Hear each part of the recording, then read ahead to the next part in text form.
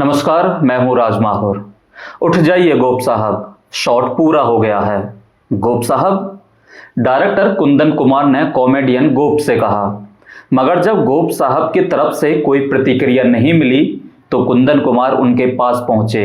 उन्होंने गोप साहब को उठाने की कोशिश की, लेकिन वो नहीं उठे। कुंदन कुमार को एहसास हो गया कि गोप साहब के साथ कोई दिक्कत हुई है। वो फटाफट गोप साहब को लेकर एक हॉस्पिटल गए। डॉक्टरों ने गोप साहब को चेक किया और चेक करने के बाद बोले, इनकी तो मौत हो चुकी है। कुंदन कुमार को बहुत बड़ा झटका लगा, क्योंकि उस वक्त वो गोप साहब के ऊपर मरने का दृश्य ही तो फिल्मा रहे थे, मगर मौत तो सच में गोप साहब को अपने साथ लेकर चली गई।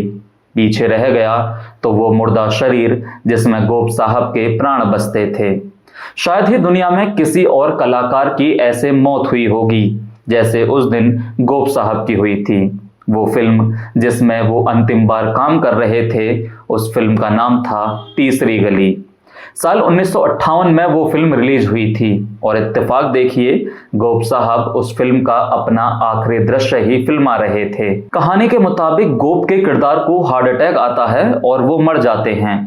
गोप साहब ने जैसे ही ये सीन शुरू किया, वो अपनी छाती पकड़कर डगमगाए और फिर जमीन पर गिर पड़े।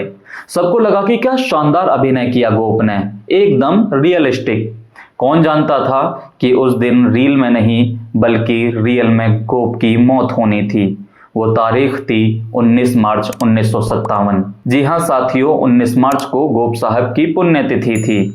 गोप साहब 1930, 40, 50 के दशक के नामी कॉमेडियन हुआ करते थे।